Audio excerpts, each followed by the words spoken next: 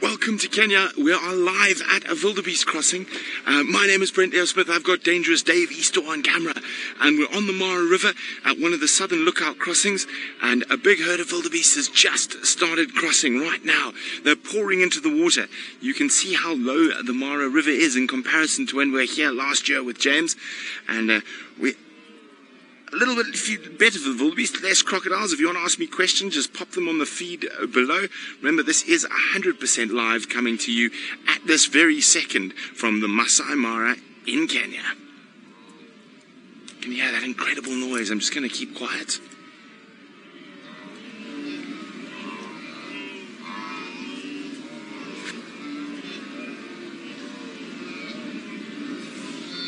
Isn't this absolutely fantastic?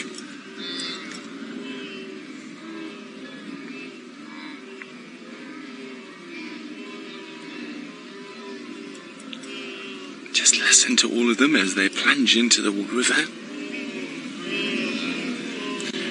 Hi, Doreen. Doreen says, wow, wow indeed. This is one of the most spectacular wildlife events that happen anywhere in the world.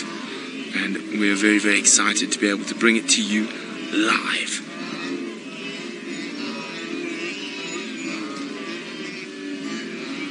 Incredible amount of sound that comes with this. I almost think it's the ones that have crossed come back and start looking for ones they've missed. Hey, where'd you go? No, I saw you yesterday. No, well, you mean no crocodiles in the river? But the river crossings this year are going to be a little bit easier for them due to the low water. These crossings are quite notorious for wildebeest drowning when the water's high.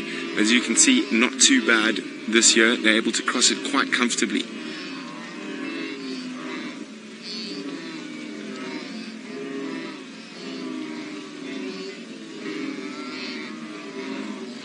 Peter is wondering, are there crocodiles here? Peter, I'm sure there are some crocodiles here, but this section of the river seems to have less very big crocs, but I'm sure there are somewhere close by. And who knows, maybe all this crossing action might attract some of the bigger behemoths from down or upstream to make their way straight towards this spot.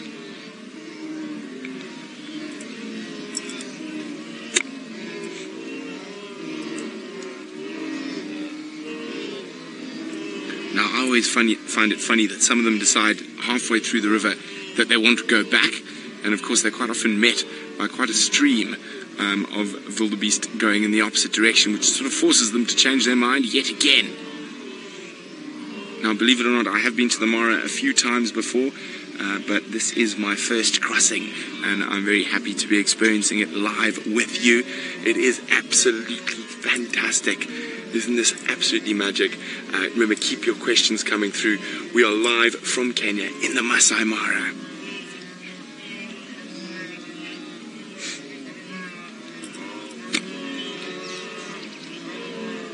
Carrie is wondering, is there a theory to why they go back and forth through the river?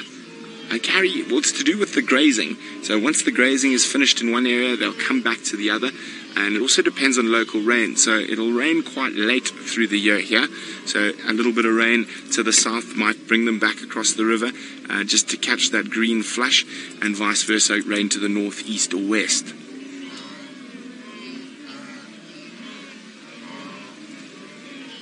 Now, you must always remember to keep a lookout for other predators around the crossings. Certain prides specialize in hiding in the croton thickets and pounce upon them. Now, Jilly was wondering that. Now, this is the Purungut pride territory. That's the same pride I was with last Friday night. I spent the whole night with the Purungut pride. So this is the territory, but they were a little bit further south last time we were here. So they might be around, you never know. Now, you will catch, of course, there's lots of people enjoying this incredible experience, and in the wildebeest, you can see, are completely unperturbed, continuing on their merry way through the river. Now, it's difficult to see where the end of this is because they're coming through quite a steep little gully on the opposite bank. But I think it looks like that we're petering out to the last few of the gnu's.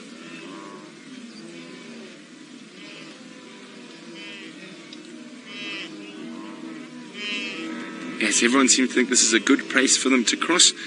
Indeed it is. Not too many crocs and nice shallow water.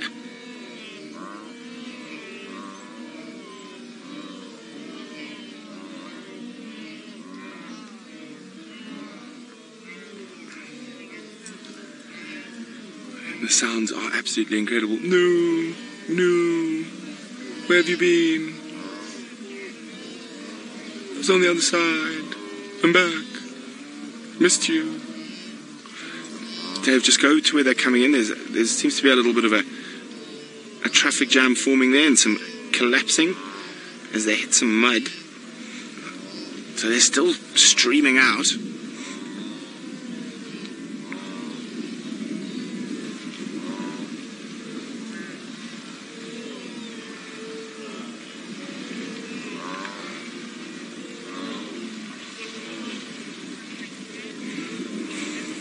Well, Lisa thinks, Lisa's being a comedian today, and she says it sounds like music. Yes, the GNU name is very apparent when they have, where they get their name from, that constant sound that they do make.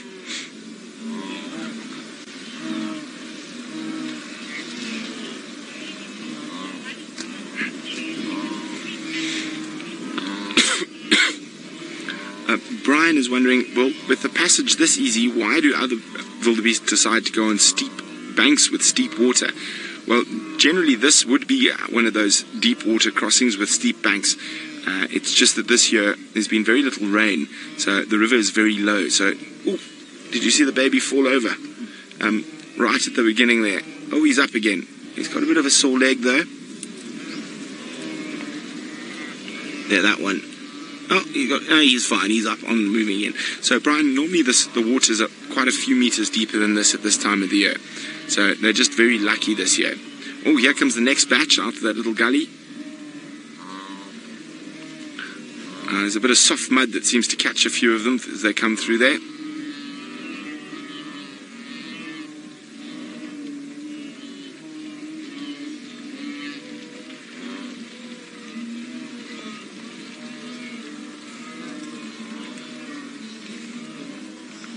There you go, isn't this incredible? You are seeing this live from Kenya. For those who've just joined, this is a wildebeest crossing, one of the southern lookout crossings of the Mara River.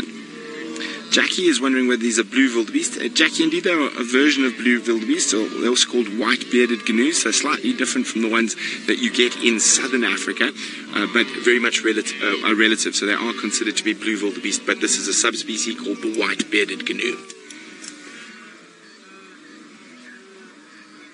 And they just keep streaming through.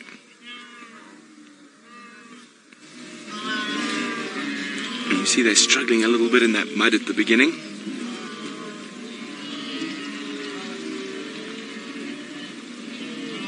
Oh, it seems to be, have we come towards the end now?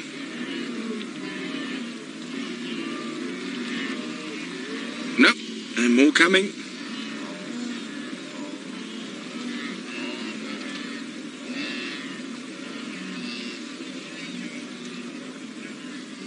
Now, a lot of you are just joining now and wondering where the crocodiles are. Well, they're not here presently. This is a lovely shallow crossing. This section of the Mara River tends to have less of those very big crocodiles as we see up further north. And it doesn't mean there aren't crocodiles here. It just means maybe the crocodiles were around the corner. They might come in, you never know.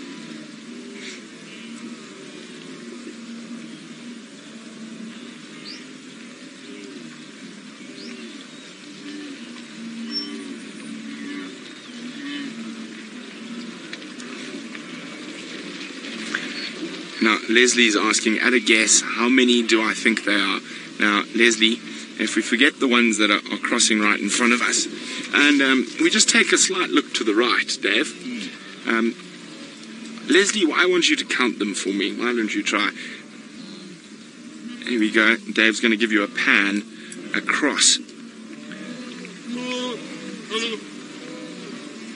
I would say there's a few 100,000 around here at the moment, Leslie. Couple of 100,000 wildebeest. More streaming into the river at the moment.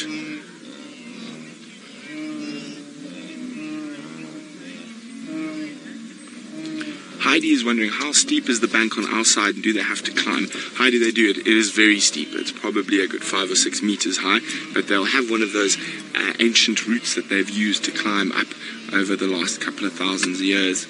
So it is steep, and that's where they're popping out. You see where they're popping out there, Dave? So there, that's where they're popping out. Whoop, there we go. 1, 2, 8, boom. So they're popping out 1s and 2s, so it's obviously quite steep and quite narrow.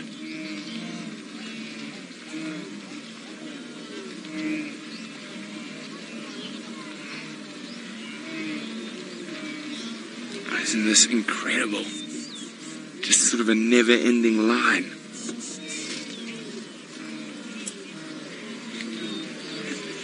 Rishi is wondering, will zebras cross as well? Yes, Rishi. Zebras actually normally lead the crossing, and as we arrived here, there were some zebras crossing through, but they've already passed through and disappeared into the mass. Oh, there's some who've changed their mind. He's decided, no, he doesn't want to cross. He wants to go back. Coming in the middle, Dev. There you go. He's like, no, we're done. We don't want to cross anymore. We want to go back to the other side.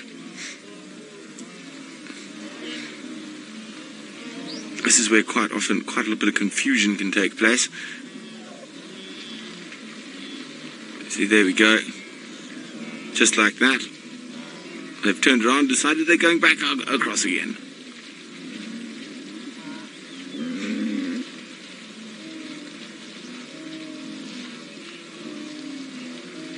These sounds are just spectacular.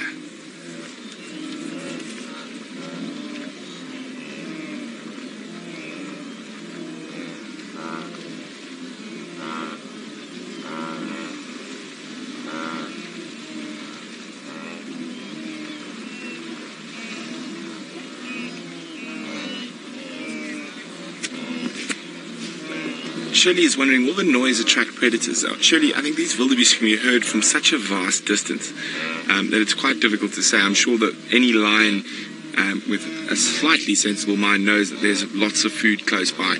And you've got to remember, it's unlike other parts of Africa where you do not have this mass of animals, and the slightest noise might attract the attention of the surrounding predators. But the predators around here, I'm sure, know that the migration is here.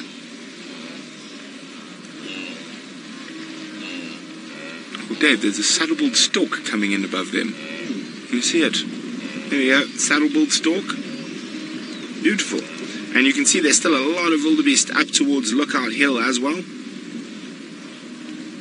Now, the saddle-billed stork will take advantage, like the grey herons and black-headed herons, of all the insects that are disturbed by the wildebeest as they move.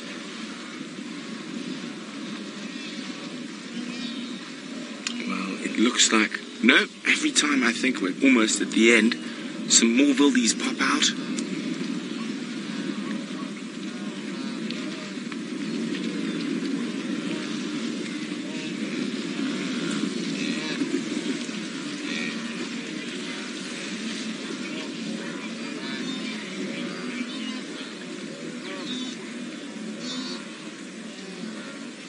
Laura is wondering, how do the babies find their mothers if they separated during a crossing?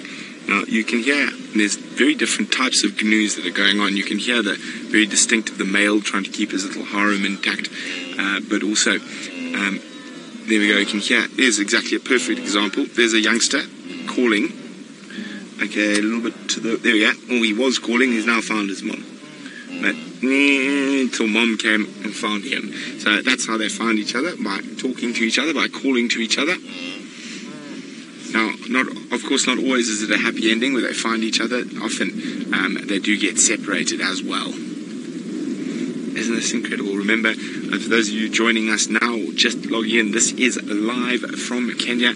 We are at a river crossing, the wildebeest migration, moving from the Mara National Reserve into the Mara Triangle.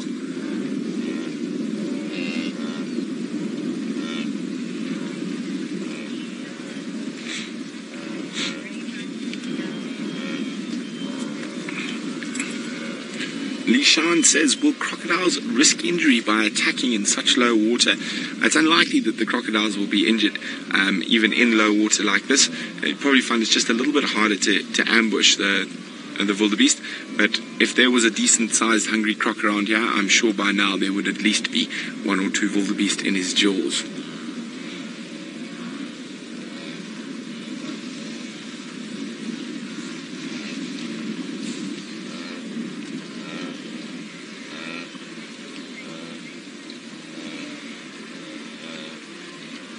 Oh, a bunch more just arrived, and a sort of tumble down the hill.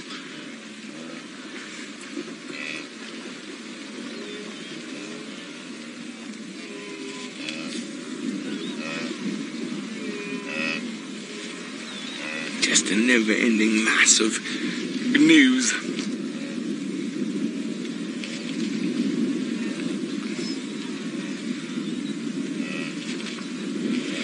Now it seems to be like there's more building up on the opposite bank. This is quite a long crossing. So you can, a little bit to the right, Dave, not those guys. No, sorry, to the left. There we go, a little bit to the right now. Keep coming. There we go. You see, that's sort of the feeder, it looks like, from where those ones that are popping out down below. Feeding into that little lugger and then out and through.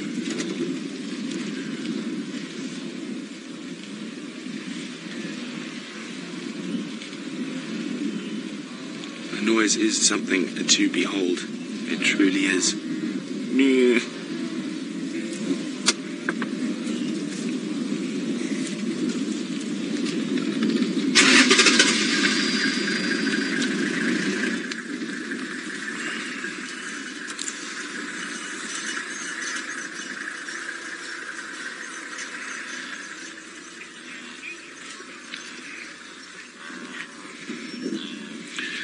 Megan is wondering how long will they go on? Well, till they're done, Megan, till the ones decide that they don't want to cross anymore. And remember, it can be back and forth between both sides depending on what local rain has happened in the area. So it is you must remember, like anything in the natural world, there's no set rule, there's nothing set in stone, and it can change on a daily basis. I think this one is nearly done, looking at where the wildebeest are feeding from. And, well, as I say that, again, more pour through, but I think we're right towards the end now.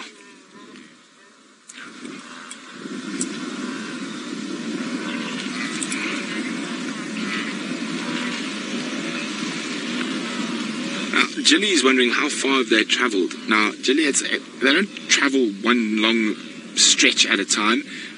They will travel relatively smaller distances and then stop and feed and whatnot. But the whole circuit, I can't remember now, is probably around 500 or 600 kilometers. I'm going to have to double check. But their whole circuit from down to the southern plains around in Dutu where they give birth, back through the Grumeti, and into the sort of middle Serengeti, and then up through into the Mara. Oh, there's some zebras joining the crossing. There we go. So there we go. Zebras joining the crossing. Someone was asking a bit earlier whether zebras crossed. Remember, this is coming to you 100% live from Kenya. We're on the banks of the Mara River watching the wildebeest and zebra migration cross.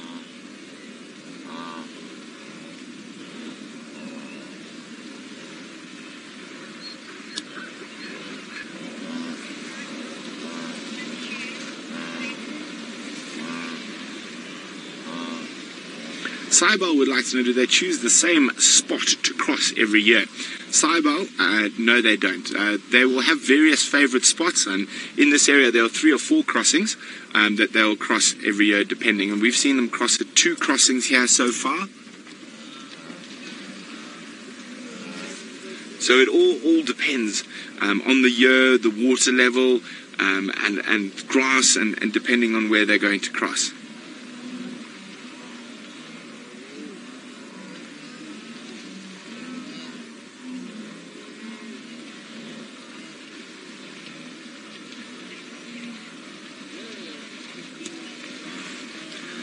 Sue says it's wonderful to see them cross safely for once. Indeed it is, Sue.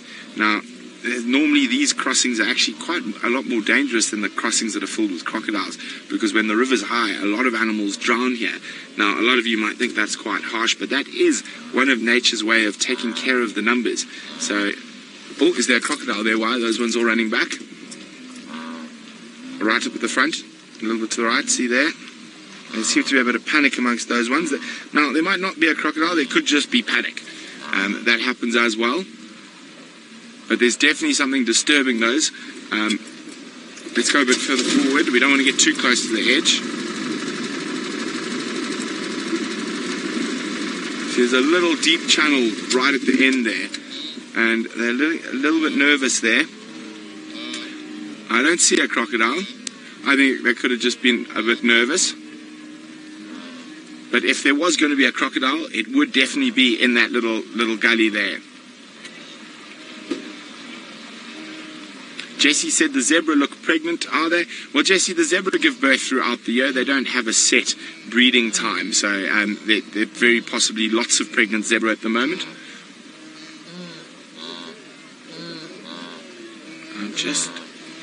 There just seems to be a bit more panic now. Now, that could just be one individual panicking, or there could have been a crocodile there that missed, but we can't really see from this spot. I don't think there's a crocodile. I just think there was a bit of panic. But as I said, if there was going to be a crocodile, that would be the spot where it would lie in ambush.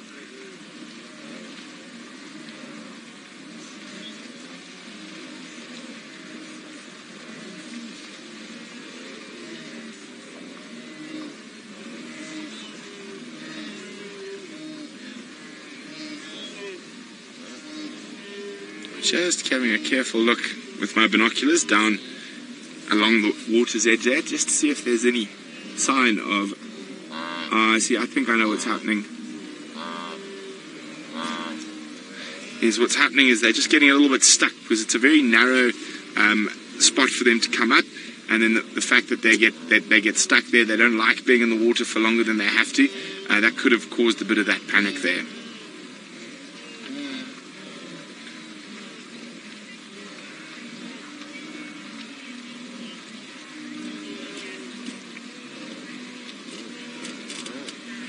Brian's wondering whether they are able to maintain their harem after crossing, or do they just find more?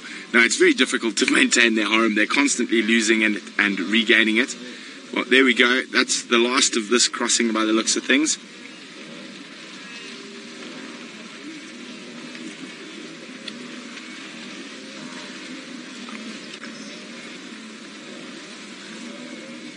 And there we go. Oh, big jumps at the end here. No crocodiles. But remember to keep an eye out on Facebook throughout today and throughout the night tonight, as we're going to be out all night following different prides of lions. So very, very exciting. We've still got quite a long way to go. We're heading towards the Sand River.